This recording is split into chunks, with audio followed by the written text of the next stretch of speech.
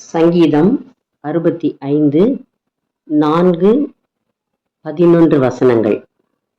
உம்முடைய பிரகாரங்களில் வாசமாயிருக்கும்படி நீர் தெரிந்து கொண்டு சேர்த்துக் கொள்கிறவன் பாக்கியவான். உம்முடைய பரிசுத்த ஆலயமாகிய உமது வீட்டின் நன்மையால் திருப்தியாவோம். வருஷத்தை உம்முடைய நன்மையால் முடிசூட்டுகிறீர்.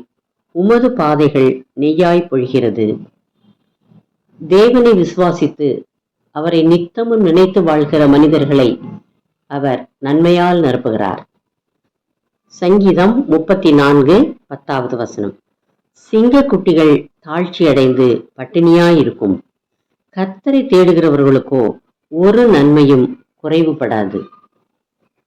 மனிதர்கள் நன்மை தீமை அறிந்தவர்கள். ஆனாலும் அவரை தேடுகிறவர்களுக்கு அவர் நன்மையான சிந்தனையில் அவர்களை வழிநடத்துவார்.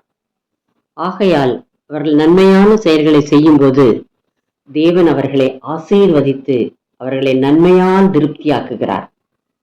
அவர் ஆத்துமாக்களை சமாதானத்தினால் நிறைவாயிருக்கும்படி செய்து அவர்களை நீதியின் பாதையிலே நடத்துவார்.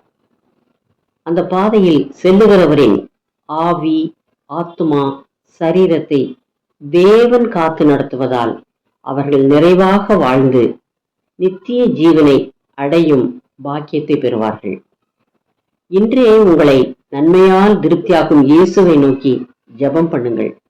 அவர் உங்களை நன்மையால் திருப்தியாக்குவார். ஜெபம். இயேசுவே, என்னை நன்மையால் திருப்தியாக்கும், ஆசீர்வதியும். தேங்க்ஸ் ஃபார் வாட்சிங். Like, share, subscribe.